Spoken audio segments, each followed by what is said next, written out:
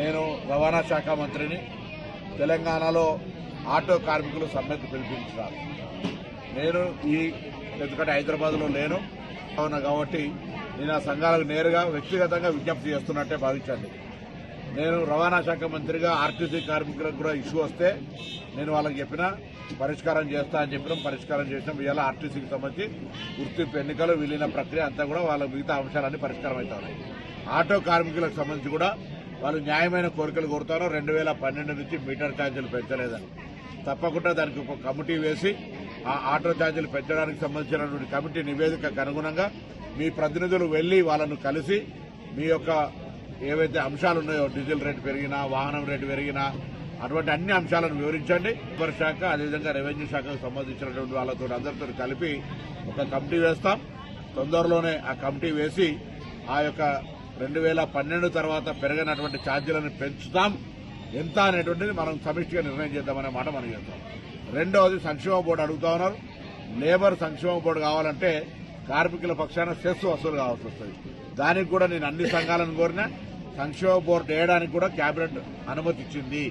దానికి సంబంధించిన విధి విధానాలు చేసుకోవడమే కాబట్టి ఆ సంక్షేమ బోర్డు కూడా వేస్తామనేటువంటి మాట నేను ఈ సందర్భంగా కోరుతాను.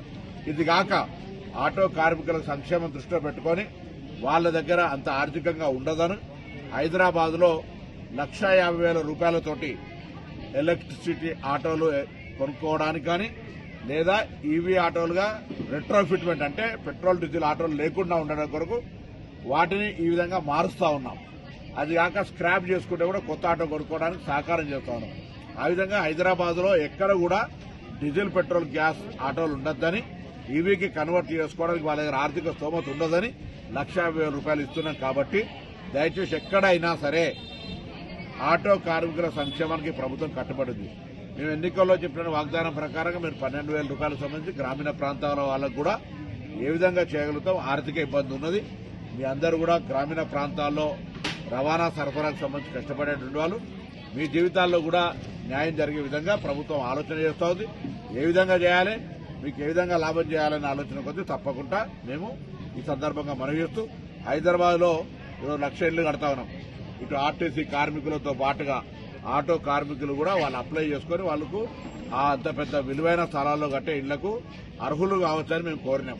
ఈ విధంగా అన్ని రకాల వాళ్ళకు 200 యూనిట్ల కరెంటు ఫ్రీ ఇస్తా ఉన్నాం. ఉచిత బస్సు సౌకర్యం కలిగిస్తా ఉన్నాం. వాళ్ళ కుటుంబ సభ్యులు పోయేది అట్లా రకరకాలుగా సంక్షేమ కార్యక్రమాలు రేషన్ కార్డులు ఇస్తా ఉన్నాం. సన్నబియ్యం ఇస్తా ఉన్నాం. ఇన్ని కార్యక్రమాలు జరుగుతూ ఉన్నాయి. కాబట్టి ఇటువంటి అంశంలో కూడా మీ పట్ల ప్రభుత్వం వివక్ష లేదు. ఈ ప్రభుత్వం పక్షాన రవాణా శాఖ మంత్రిగా నేను మీకు విజ్ఞప్తి చేస్తా ఉన్నా. సమ్మె ద్వారా ప్రజలను ఇబ్బంది కలిగేసేటువంటి ప్రయత్నం వద్దు. మీరు తప్పకుండా మీకు కావలసినటువంటి రెట్రోఫిట్ ఏదైతే ఎలక్ట్రికల్ ఆటోలు చేయడానికో 1,50,000 ప్రతి ఆటోకు మా ప్రభుత్వం సహకారం చేస్తా ఉంది. అదేవిధంగా 2012 తర్వాత పెరిగినటువంటి రేట్లను పెంచడానికి కమిటీ వేసి పెంచుతాం. ఎంత అనేది మనందరం కూడా కలిసి నిర్ణయం తీసుకుందాం. దాంతో పాటుగా సంక్షేమ బోర్డు కూడా ఏర్పాటు చేస్తాం.